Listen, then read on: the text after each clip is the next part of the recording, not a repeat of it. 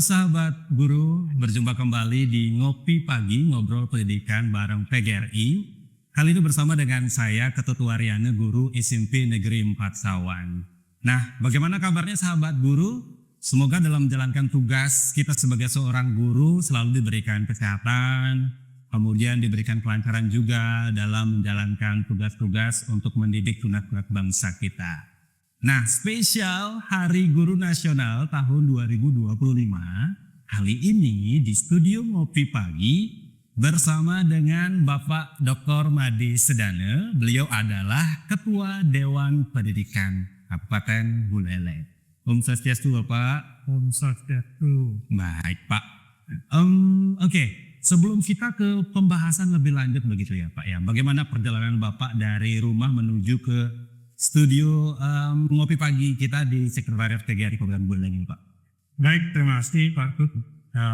Sebelum saya mau menyampaikan apa yang sampai menginginkan dan menyerah, saya sapa dulu guru kita. Ya. Selamat siang, Om Swastiastu, semua guru semuanya di Kabupaten Buleleng.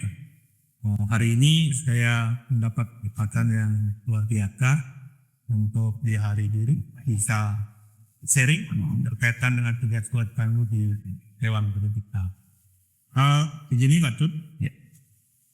saya terlahir dari seorang diri. Ya. Saya pertama itu menjadi Western Study SMK Negeri 3 dan Mata. Wow. Kemudian Inah Kutia Raja menjadi guru juga di SMK Buah di akomodasi perusahaan. Kemudian dipercaya menjadi kepala UTK dulu UTK, sekarang Perwil. Kepala UTK PKB, kemudian 2 tahun setelah itu saya diangkat menjadi kepala bidang pendidikan menengah yang membidangi SMK di Kabupaten Buleleng.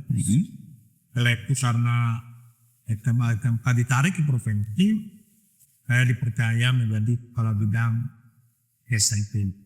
Wow, luar biasa. Kemudian perjalanan selanjutnya saya coba melamar ke perguruan tinggi untuk pindah ke Kementerian Agama, dan 4 Februari 2019 saya sebagai fungsional dosen di Tahun Quran dan sekarang menjadi Institut untuk Quran luar, dan saya sekarang menjadi dosen di Makassar. Wah, luar biasa perjalanan Bapak ya. Hingga akhirnya sekarang sebagai Ketua Dewan Pendidikan ya Pak ya. Nah, seperti yang kita ketahui gitu ya, di mana Dewan Pendidikan itu merupakan wadah partisipasi masyarakat dalam peningkatan mutu, pemerataan dan juga efisiensi pengelolaan pendidikan. Dan terima kasih kepada Bapak Made karena dibalik kesibukan sebagai seorang dosen, sebagai Ketua Dewan dan masih banyak lagi kesibukan beliau bisa mampir nih, hadir di Ngopi Pagi kita pagi hari ini terkait tentang tema kita, Singaraja, katanya kota pendidikan. Wow, tema yang luar biasa ya. Oke, sebelum kita pembahasan terkait dengan hal tersebut ya Pak, ada baiknya biar obrolan kita semakin menarik, enjoy, santai nanti ke depannya. Baik, kita ngopi terlebih dahulu Pak. Silakan Pak, bisa dinikmati Pak. Saya serput kopinya ya. Oke, silakan. Luar biasa. Oke, baik Pak, berbicara mengenai kopi, terkait dengan filosofi kopi begitu ya, saya menemukan rangkaian kalimat seperti ini Pak. Kopi tak pernah memilih siapa yang menikmatinya, ia tetap setia memberi rasa. Nampaknya ini pas juga seperti Dewan Pendidikan gitu ya. Selalu setia memberikan rasa kepada pendidikan yang ada di kota Singaraja atau ada di Kabupaten Buleleng itu sendiri. Nah, Bapak ada nggak sih Pak filosofi kopi menurut Bapak itu sendiri? Kopi, maka kita lihat warna hitam, apalagi kopi tanpa bilang saya rasa pahit, tetapi begitu diseruput, pikiran yang awalnya gelap menjadi terang. Wah. Artinya kalau ini ditarik provinsi sebagai Dewan Pendidikan, memang kadang-kadang apa yang kita sampaikan kata pahit, tetapi mencerahkan. Seperti misalnya kita mencoba untuk mengubah anak yang tidak bisa membaca, untuk Dewan Pendidikan, tapi sekarang sudah tercerahkan. Beberapa persoalan sudah mulai perubahan. Berarti filosofi kopi ini luar biasa. Betul. Ada makna tersendiri gitu ya Pak ya dari kopi itu sendiri.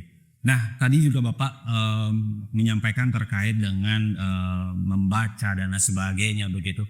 Tentu sebelum sekarang menjadi Ketua Dewan Pendidikan Bapak sudah menyampaikan juga seperti apa riwayat pendidikannya terlebih dahulu gitu. Kira-kira Pak di zaman-zaman Bapak sekolah nih, kalau sekarang kan saya guru SMP nih Pak ya, guru di SMP 4 tahun begitu Pak ya. Kira-kira kalau di zaman Bapak di SMP nih, ada tidak Pak hal-hal yang seru, hal-hal yang berkesan yang mungkin bisa dibagikan, yang mana tentu penonton dari YouTube PGRI Buleleng ini selain guru ada juga siswanya gitu yang bisa untuk kita bisa mencari inspirasinya dari hal-hal seru yang dari Bapak Ketua Dewan miliki ketika bersekolah dulu gitu Pak. Baik, sahabat guru Buleleng, saya masih teringat ketika dulu sekolah di TIK, kemudian di SMP, betapa kerasnya didikan guru. Dan tidak tanggung-tanggung diberikan hukuman kalau kita salah. Tetapi manisnya saya ratakan kita menjadi insan yang disiplin, kita menjadi SDM yang kuat, akan alang, tahan malangannya itu terdidik, dan ini kayaknya sekarang dengan kondisi yang begitu rendah itu memberikan hukuman pada siswa menjadi persoalan. Betul. Jadi inilah yang menjadi catatan kita semua. Mudah-mudahan kembali kita sadar bahwa tentukan guru bukan sifat mengikutas. Takut pun tidak ada guru yang mempunyai niat yang tidak baik. Tapi guru kita punya tujuan bagaimana kita mudah anak baik, yang pintar dan gimana dan berkualitas. Itu yang penting. Nah, oke. Banyak sekali yang bisa kita ambil dari hal-hal seru yang disampaikan oleh Bapak Dr. Madi Sudana selaku Ketua Dewan kita gitu ya. Dan tentu Bapak Ibu guru dimanapun berada yang sekarang sedang menyaksikan YouTube PGRI Buleleng, pasti obrolan kita akan semakin seru karena tema kita juga lumayan bikin kita tersentil nih. Singaraja katanya kota pendidikan. Nah, menurut Bapak sendiri selaku Ketua Dewan, gitu ya, bagaimana sih konsep Singaraja sebagai kota pendidikan itu sendiri kan?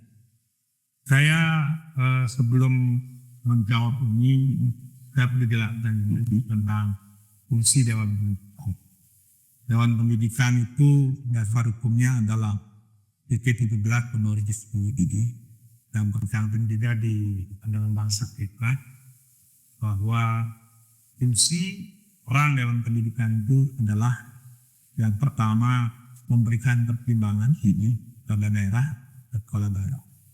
Yang kedua memberikan arahan dan bimbingan baik tenaga pada pelaksanaan pekerjaan yang lain. Kemudian yang ketiga melakukan pengawasan terhadap pelaksanaan pendidikan di Kabupaten Buleleng. Nah, atas peran dan fungsi itu maka saya bersama tim di Dewan Pendidikan membuat sebuah analisis, kajian, dan memberikan rekomendasi kepada Bupati Buleleng. Salah satunya adalah bagaimana branding Singaraja kota Buleleng harus benar-benar terkelola dengan baik. Buleleng Maluan Rabi selalu dengan Buleleng Pendidikan. Apa sih sebenarnya yang dimaksud dari branding? Nah, oleh sebab itu sudah dilakukan kajian oleh tim peneliti dari INSA, Profesor Sastiki. Dan kebetulan saya juga ikut memberikan masukan di dalam. Nah, sebenarnya Buleleng kota pendidikan ini secara kultur, secara histori, sejarah, bahwa Buleleng ini pernah menjadi pusat kota untuk Sunda kecil. Jadi sebagai pusat kota tentunya menjadi pusat peradaban mungkin. Ada pendidikan, perkembangan seni, perdagangan dan lain-lain. Oleh sebab itu dari segi sejarah histori, bahwa kita memiliki sejarah yang panjang sebagai kota, sebagai kabupaten yang dari awal memikirkan betapa pentingnya pendidikan. Terbukti berdirinya beberapa sekolah yang hebat di Buleleng. Dulu ada FKIP Udayana. Orang menjadi besar. SMA Negeri 1 Singaraja dengan style bangunannya masih bangunan Belanda. Dulu ada SPG di depannya itu yang sekarang pakai sanitasi. Termasuk dulu ada sekolah pertanian, SPMA dan sebagainya. Artinya Buleleng ini pernah berjaya. Nah, oleh sebab itu secara historis kita memang didukung oleh sejarah. Kemudian secara modal sosial juga bahwa masyarakat itu di mana-mana selalu berbicara bahwa Buleleng Singaraja kota pendidikan. Nah, di kajian itu sudah dibahas bagaimana persoalan pendidikan di Buleleng ini untuk bisa diselesaikan. Yang pertama, apa sih yang dilakukan berkaitan Buleleng kota pendidikan? Ya jelas yang pertama itu kan kualitas dan aksesabilitas itu kualitasnya seperti kualitas gurunya, ya, gimana kompetensi guru kita, ya, kemudian kualifikasi pendidikan mereka bagaimana supaya dari S1 menjadi S2 dan bahkan sudah S3, termasuk juga kegiatan pelatihan. Kemudian kualitas siswa kita bagaimana? Kualitas siswa kita yang beberapa sudah ada nasional bahkan. Terus berbicara akses gimana? Akses itu adalah bagaimana keterjangkauan anak didik kita. Tidak ada lagi anak yang tidak sekolah. Bagaimana ada program di Sistora yang dulu saya inisiasi sebenarnya ketika masih di sekolah bidang, ada namanya Posti Dropout. Itu adalah ide saya untuk mendirikan Posti Dropout.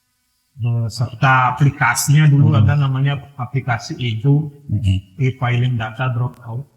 Sehingga hari ini kita tahu kudusnya anak Buleleng ini sudah masuk. Sudah masuk kemana dia? Dan lain sebagainya. Kemudian akses ini juga berkaitan dengan sarana prasarana. Memang sarana prasarana ini berkaitan dengan pendanaan. Tidak bisa lepas dengan pendapatan tidak penyediaan bantuan pusat. Tapi sekarang saya lihat Pak Yuda sudah begitu betul untuk memperjuangkan program harus kita lihat. Kalau SMA SMK di Buleleng sudah diambil alih provinsi, saya kira juga tidak sarana prasarana aksesabilitasnya juga tidak dapatkan saat ini. Nah, kemudian perlu juga diketahui ketika kita ingin menjadi kota pendidikan, harus dilihat apa sih tantangan kita. Ternyata tantangan selain kualitas pendidikan, aksesabilitas pendidikan, kita juga sebenarnya ada tantangan yang tidak tidak kalah berpengaruhnya dengan komponen lain, yaitu adanya inkonsistensi kebijakan. Pergantian kurikulum yang belum memetikkan kesiapan diri, kemudian relevansi kurikulum. Jangan yang kita ajarkan sekarang sudah tidak sesuai dengan kebutuhan zaman. Kemudian pelatihan yang dilakukan oleh pemerintah, keberlanjutannya kadang-kadang tersitus. Ketika selesai pelatihan kembali ke sekolah, kembali dengan jadi ini perlu dikaji, termasuk juga hal-hal lain. Buleleng kota pendidikan, ya, tidak hanya isu sebenarnya.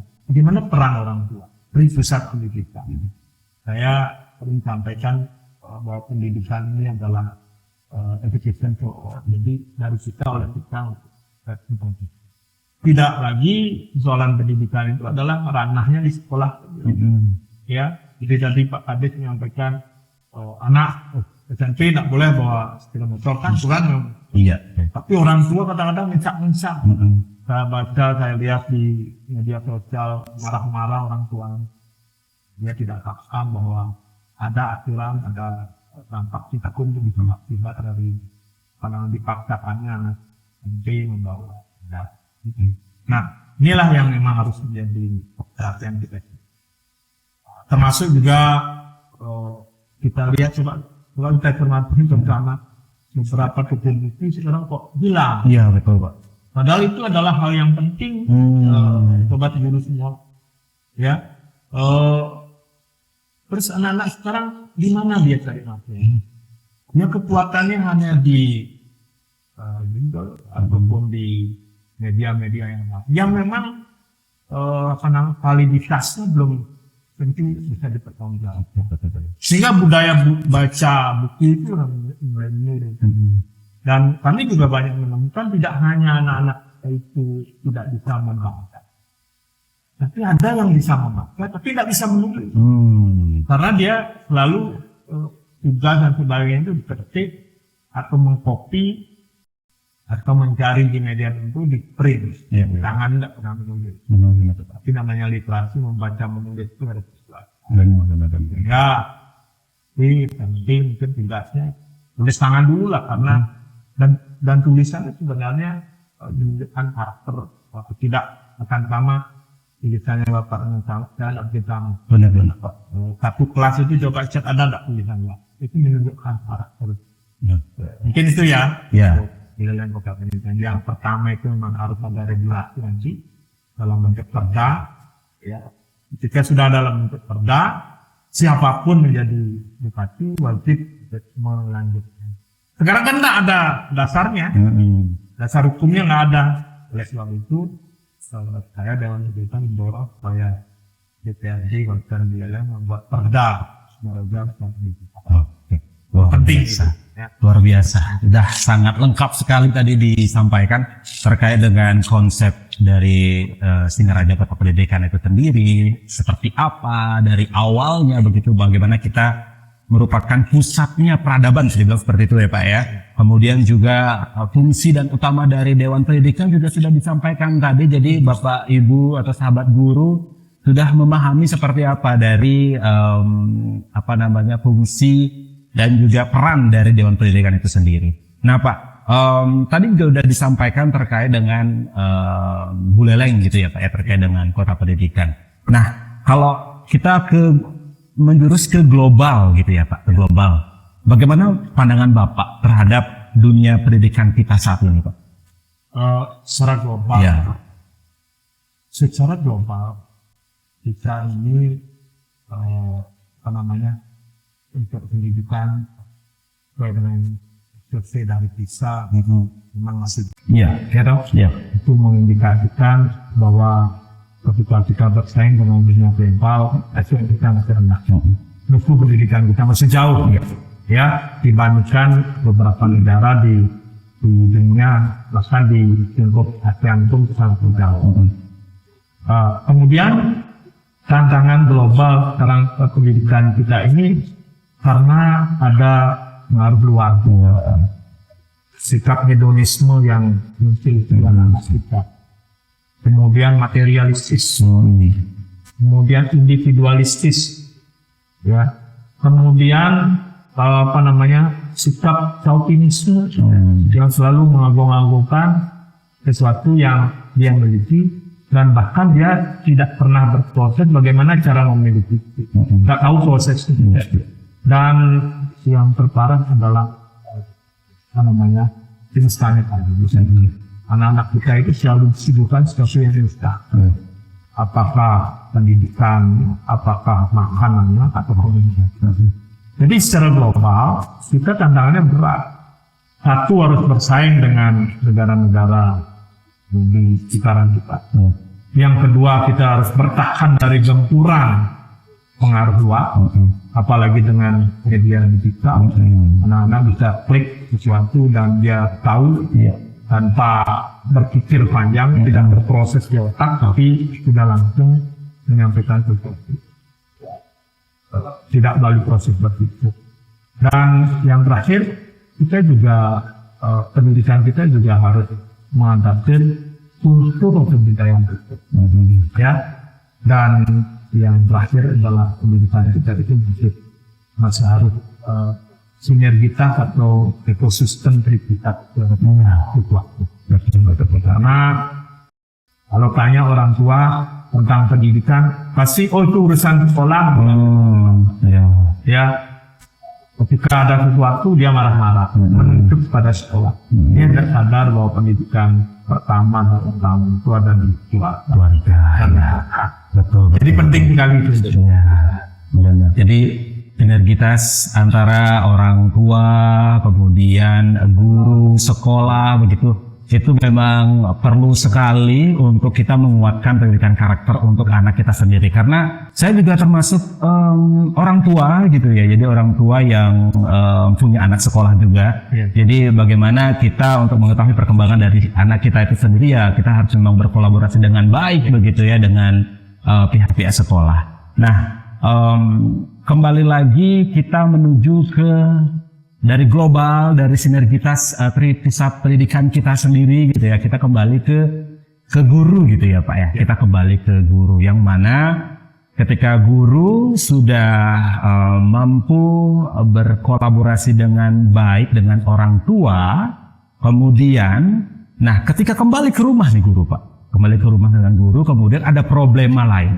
yakni terkait dengan sudah pasti yang kita ketahui kesejahteraan gitu ya Pak ya. Karena tentu kita sebagai guru yang memang agar mood kita baik, kita yang perlu apa bahasanya ya Pak ya, nutrisi yang baik juga gitu ya. Nah kira-kira dari Dewan Pendidikan itu sendiri Pak, terkait dengan program pendidikan, apakah ada program kesejahteraan guru di era Bapak sekarang atau mungkin di era sebelumnya begitu Pak? Guru adalah pilar utama dari sebuah proses hidup. Saya katakan sebagai pilar utama, kalau pilar-pilar ini sudah kuat, sebagus apapun keramiknya, tetapnya tidak akan berarti. Oleh sebab itu guru kita harus kuat dari segi kompetensi. Dan ini sejahteraannya juga harus dipikirkan. Ya betul Pak. Undang-undang guru dan dosen sudah memasukkan bahwa guru itu adalah sebagai sebuah profesi. Guru profesional adalah profesi pendidik yang memang harus dihargai profesinya. Ya, mereka sudah menghargai bagaimana guru diberikan sertifikasi. Guru juga diberikan, daerah juga wajib memberikan tunjangan perbaikan penghasilan. Dan kebetulan jika Pak Bupati menjadi calon, saya membuat catatan beberapa hal yang saya berikan itu diantaranya adalah ulelen supaya memberikan PCP lah. Mungkin sudah janji ya, karena sudah dihitung, mudah-mudahan itu terrealisasi. Selain itu program pakaian gratis itu juga saya dorong. Tapi pakaian gratis yang berbasis data. Itu dalam artian tepat sasaran kepada anak-anak yang memerlukan, anak-anak yang membutuhkan, apakah melalui data BPKS atau data apa istilahnya sekarang. Jadi supaya tidak salah pakai. Dan itu sudah terrealisasi. Dan itu kami yang memberikan masukan kepada artinya Dewan Pendidikan itu bukan eksekutornya, tetapi memberikan support dan kajian bahwa guru kita perlu dengan kondisi kenaikan barang, kebutuhan secara semacam itu. Ya, daerah juga harus memperhatikan itu. Sehingga, tapi mudah-mudahan nanti di tahun berikutnya sudah mempersiapkan sesuai dengan kemampuan.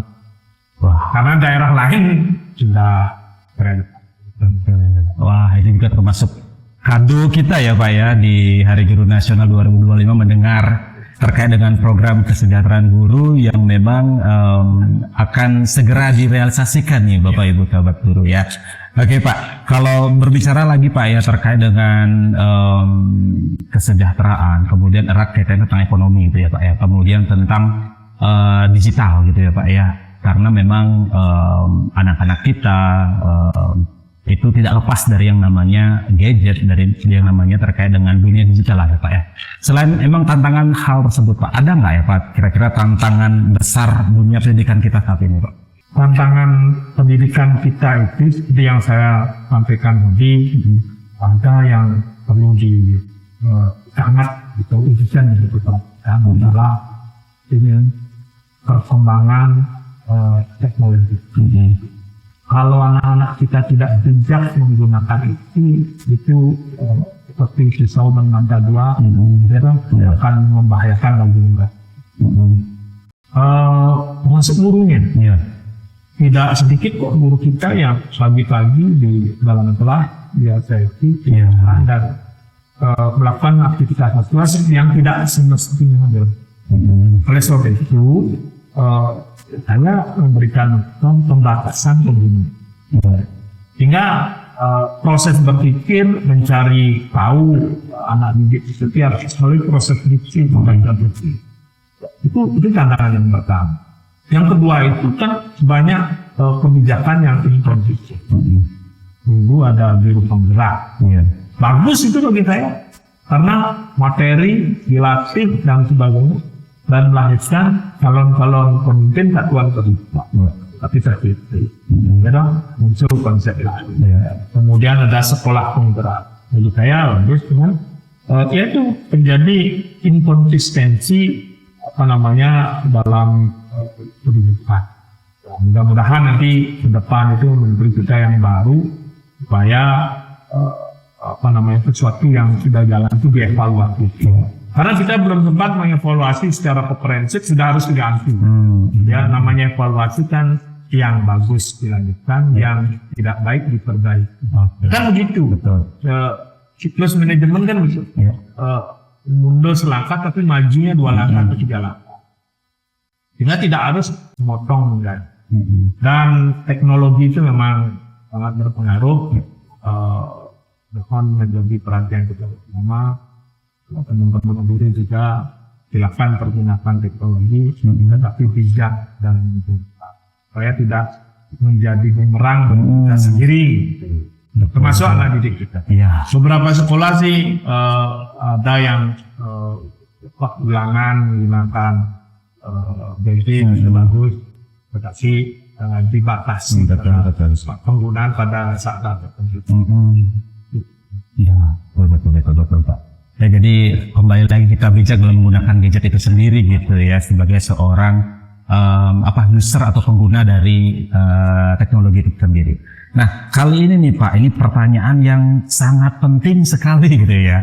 Karena memang sekarang PGRI Buleleng ini sedang semangat-semangatnya berkegiatan ya, yang mana kita ketahui di akun media sosial dari PGRI Buleleng itu banyak sekali inovasi-inovasi yang terjadi gitu ya Pak ya. Dan ketika Bapak menuju dari rumah menuju ke gedung PGRI, sekretariat PGRI, tentu melihat ada beberapa hal yang nampaknya perlu perbaikan atau renovasi gitu ya Pak ya.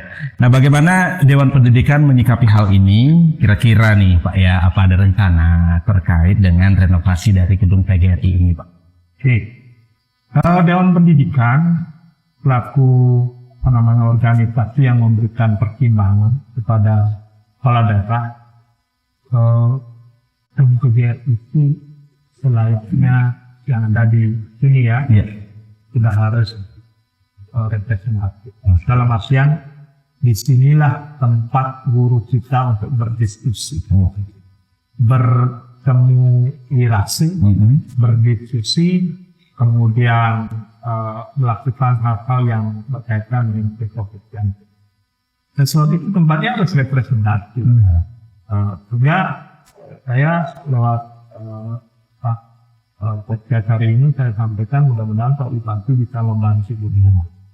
Karena kalau PGRI organisasi yang anggotanya cukup banyak, kemudian tidak didukung oleh sarana prasarana yang memadai, ya artinya kan timpang juga. Ya. PGRI punya program bagus loh, dan saya ada di dalamnya. Saya sebagai Ketua Dewan Penghormatan Guru Indonesia Buleleng, yang kemarin diperiksa oleh Pak Ketua PGRI. Artinya marwah gurunya harus dijaga, lahir batin, ya. Marwah guru ini dijaga oleh siapa? Masyarakat juga dijaga. Jangan sampai melecehkan profesi. Guru bersangkutan juga harus menjaga kode etik. Dan pemerintah daerah juga ikut menjaga orang ini. Karena dari guru ini lahir pejabat-pejabat seperti kita, seperti bupati dan yang lain. Ya. Saya support dan mudah-mudahan kawan-kawan sudah membantu pemimpin PGRI yang representatif, ada ruang rapat lah untuk sekitar 50 sampai 100 orang. Sehingga kalau ada kegiatan tak keluar lagi. Kemudian ada ruang khusus lah untuk mengurus PGRI. Nah, itu yang kita harap. Wow. Selain tadi ya terkait dengan kado Hari Guru, terkait dengan kesejahteraan, sudah hanya ada kabar baik. Kemudian juga Sekretariat PGRI juga sudah ada kabar baik nih ya. Jadi wah luar biasa, kita akan tunggu seperti apa nanti di 2026 ya Pak ya. Terrealisasi atau terencana dengan baik untuk bisa kita implementasikan bersama gitu ya, terkait dengan hal-hal yang sudah disiapkan. Nah kali ini kita ke ini Pak, ke segmen Halo PGRI. Jadi sudah banyak sekali nih Bapak Ibu guru yang bertanya gitu ya di tautan yang sudah kita sebarkan. Nah kali ini kita ada Bapak dari SD Negeri 2 Sambangan atas nama Bapak Made Martin Rusmaja. Jadi pertanyaan seperti ini Pak. Bagaimana Dewan Pendidikan Kabupaten Buleleng mendorong inovasi pembelajaran berbasis teknologi dan karakter di sekolah yang dikaitkan dengan Buleleng sebagai kota pendidikan? Sekali lagi Pak ya, bagaimana Dewan Pendidikan Kabupaten Buleleng mendorong inovasi pembelajaran berbasis teknologi dan karakter di sekolah yang dikaitkan dengan Buleleng sebagai kota pendidikan? Silakan Pak. Oke, terima kasih Pak Martin Rusmaja, SD 2 Sambangan. Ya. Nah, sebelum saya jawab ini, saya dulu pernah menyelesaikan konflik konflik tanah, dan yang mudah-mudahan dengan sekolah-sekolah baru sudah segera bisa berselesaikan. Martin memang antara teknologi dan kehidupan kearifan lokalnya jangan sampai dibenturkan. Ya, teknologi silahkan jalan, tapi kearifan lokal juga bisa jalan. Teknologi dengan pembelajaran itu adalah sesuatu keharusan. Ya, kami saja di kampus sekarang sudah mengajar dengan LMS, tidak lagi jarang ketemu dengan mahasiswa, tapi lebih banyak di dengan media itu. Tapi ingat, kehadiran guru tidak bisa tergantikan oleh media apapun. Itu kata kunci. Sehebat apapun teknologi, tetapi kalau kehadiran guru itu tidak diperhatikan, apalagi di sekolah dasar, ya, itu akan menjadi persoalan. Oleh sebab itu, kalau di sekolah dasar itu memang hadir di depan kelas itu sesuatu keharusan. Beda kalau kami di perguruan tinggi kan bisa bulan sekali baru ketemu. Tapi kalau guru sekolah dasar, ya, kehadiran guru tidak boleh tergantikan oleh teknologi penting, tetapi jangan sampai menggeser peran guru. Karena ingat, teknologi itu hanya media, ya, hanya salah satu media dari sekian media. Ya, sekarang kan, wah, biar keren guru semua larinya ke teknologi, tapi lupa bahwa sosok guru di depan anak-anak kita yang sekolah dasar itu sangat berpengaruh. Oleh sebab itu, kedua-duanya ini harus dikombin. Teknologi tetap dimanfaatkan, tetapi kehadiran guru di kelas juga jangan sampai diabaikan. Ya dong? Ya. Apalagi pendidikan dasar, pendidikan di tingkat SMP. Nah, mungkin untuk di pendidikan lanjutan, untuk di program tertentu, oke lah tidak. Ya, nah, silakan nanti, karena guru hadir di depan kelas itu jelas memberikan dampak pembentukan karakter. Kalau Pak Martin bertanya tentang karakter, Kalau teknologi itu tidak akan membantu karakter mereka. Karena dia itu adalah aplikasi, dia itu adalah sistem. Jadi kalau guru hadir, berdiri, berbicara, mimiknya dan sebagainya itu membentuk karakter. Dan kita ini adalah sosok yang diidolakan. Jangan tergantikan oleh media. Tapi guru juga harus melek dengan teknologi, Pak ya. Oke, luar biasa. Nah, Pak, berarti terkait dengan tadi, Pak ya, mendorong inovasi pembelajaran berbasis teknologi, tentu Dewan Pendidikan sangat mendukung gitu ya, Pak ya. Tetapi bisa diseimbangkan antara teknologi dan juga kehadiran guru itu sendiri di depan kelas itu ya, Pak. Baik, semoga tersampaikan dengan baik apa yang disampaikan yang sudah dijelaskan oleh Bapak Made Sedana tadi. Kemudian ada pertanyaan berikutnya Pak di segmen Halo PGRI. Kali ini kita ke SD Negeri 3 Banjar Tegal, Pak. Ada Bapak Gede Indra Supriyadi. Beliau bertanya seperti ini. Bagaimana desain pendidikan yang ideal untuk Buleleng dalam merespon perkembangan teknologi yang luar biasa pesatnya sehingga tidak terjadi social pain di kemudian hari? Jadi bagaimana desain pendidikan yang ideal untuk Buleleng dalam merespon perkembangan teknologi yang luar biasa pesatnya sehingga tidak terjadi social pain di kemudian hari. Silakan Pak. Baik, ini SD 3 Banjar Tegal yang sekarang sudah mulai melihat, saya juga pernah melihat dari dekat. Ya, banyak nanti akan muncul 3 Banjar jauh, yang lain tidaknya satu. Iya. Karena saya dorong supaya tidak berebut ke sana. Yang lain tolong branding juga sekolahnya. Bila perlu muncul sekolah-sekolah yang kualitasnya. Nah, kalau desain pendidikan kita yang responsif, pembelajaran yang responsif adalah pembelajaran yang selalu up to date, mengikuti perkembangan zaman. Ya. Dan responsif itu adalah merespon segala sesuatu yang berkaitan dengan perubahan. Dan ingat bahwa desain pendidikan dan desain pembelajaran kita tidak hanya transfer knowledge, tetapi transfer peradaban.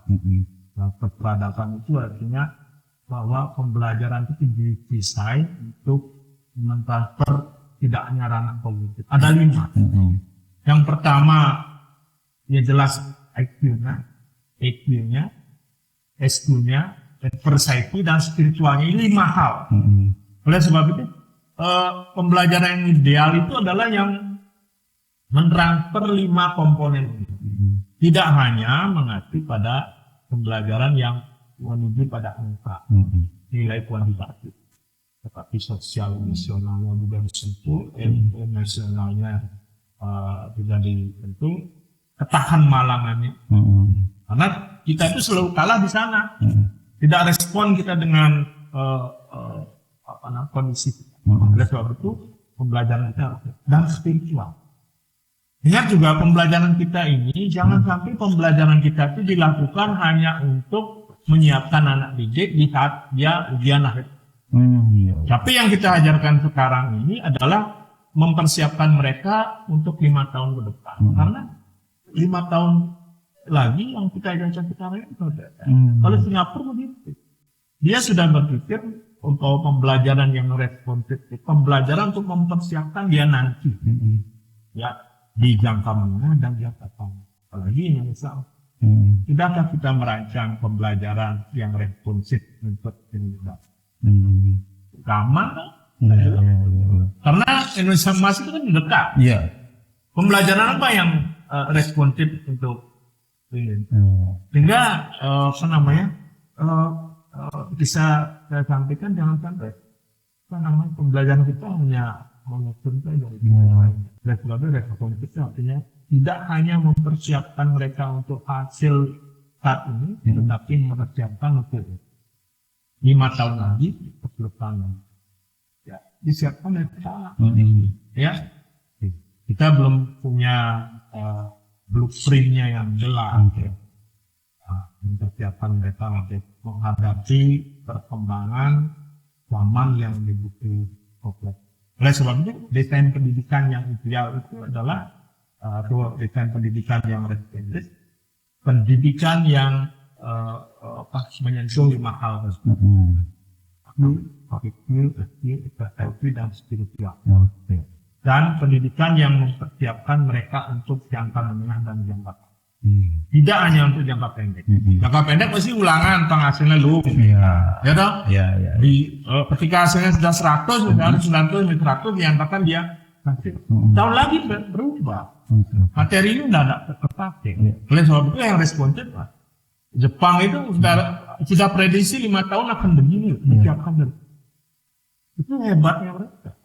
Singapura juga tetap pendidikan di Finlandia dan lain-lain itu yang pertama itu memang karakter dan disiplin. Ya, kalau urusan materi pelajaran itu materi di nomor 4 atau nomor 5. Pasti yang pertama itu adalah disiplin terartinya. Padahal tujuan pendidikan kita juga udah jelas. Berakhlak mulia, berbudi pekerti, sehat, berilmu kan. Kemudian mandiri, bertanggung jawab kan itu tujuan kita. Result itu namanya sebuah desain persiapkan mereka untuk menjadi generasi yang siap di kemudian hari.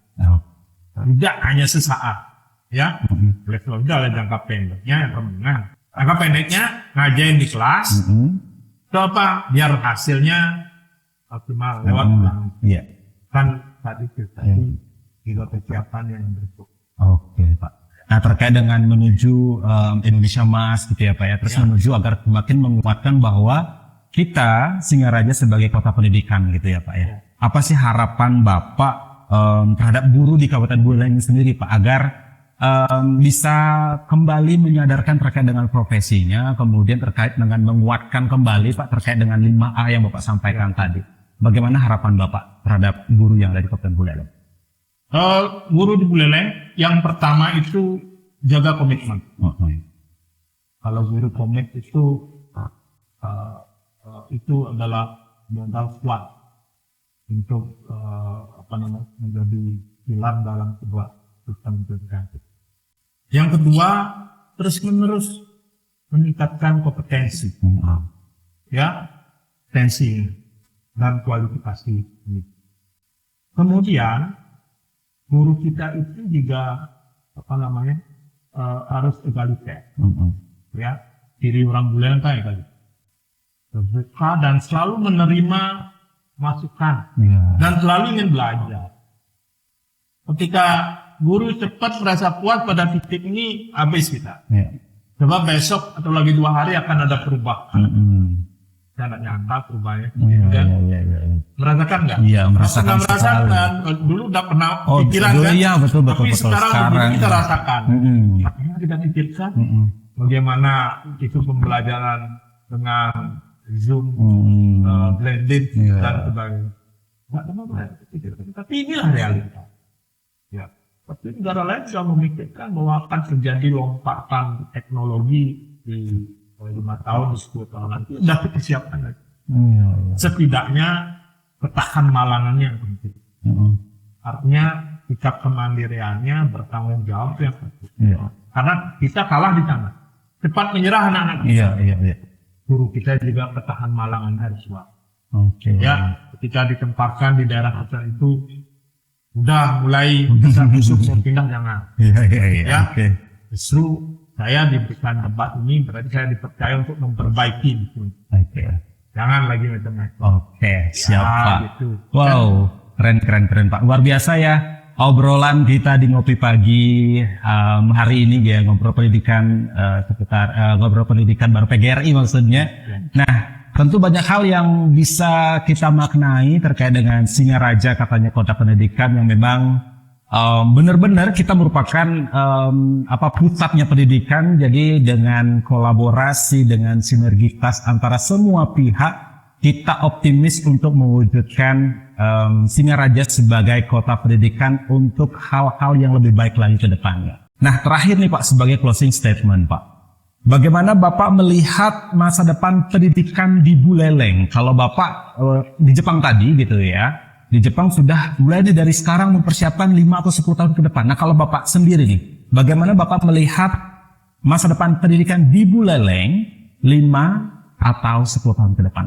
Visi misi pemimpin kita berpihak pada pendidikan.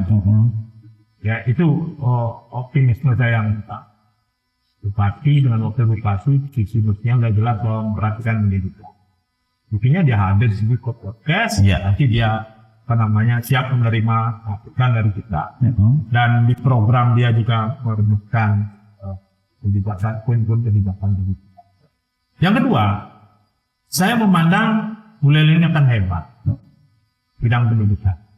Banyak kok guru-guru kita yang juara nasional. Lomba kemarin kita mendominasi, Betul Pak. siswa kita mendominasi. Abaikan dulu yang tidak bisa baca murid, tempat lain juga ada, lebih banyak mungkin dari kita. Cuman mau tidak jujur kita menyampaikan untuk kita perbaiki bersama. Yang kedua bahwa itu ya, yang kedua kita akan menjadi hebat. Yang ketiga, akses kita luar biasa. Perguruan tinggi yang bagus-bagus sekarang itu bisa menjadi 10 besar perguruan tinggi dan menjadi perguruan tinggi rujukan untuk Bali dan Indonesia Timur. Sekarang muncul kampus kami menjadi institut yang sebentar lagi juga akan membuka prodi-prodi umum. Sekolah-sekolahnya hebat, dan di atas kita yang dorong karena selalu saya dorong branding school. Branding school itu artinya kalau sekolah itu ingin muncul, silakan membranding tidak hanya di bidang akademik. Di dua sambangan misalnya, saya punya pemain panjat tebing. Oleh sebab itu saya branding, kalau panjat tebing saya nggak dengar langsung dua sambangan. Kalau urusan matematika bising ndang Banjar Jawa nih ngalang karena kulturnya dan feedernya dia tidak kuat. Kalau urusan lingkungan saya juara satu atau menjadi adiwiyata mandiri. Kan begitu caranya.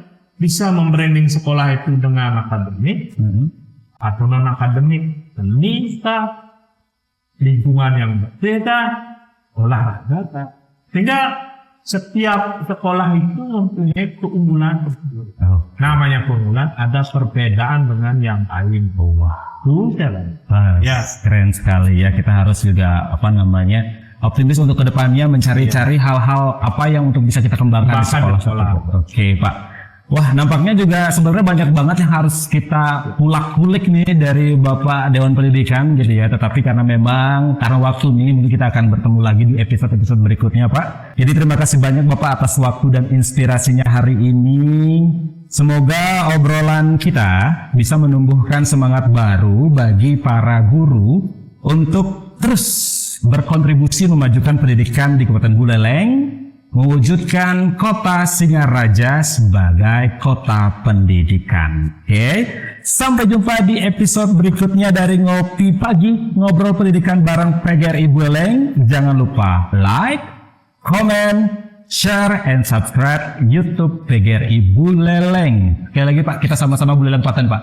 Buleleng Paten. Oke, terima kasih, sampai jumpa.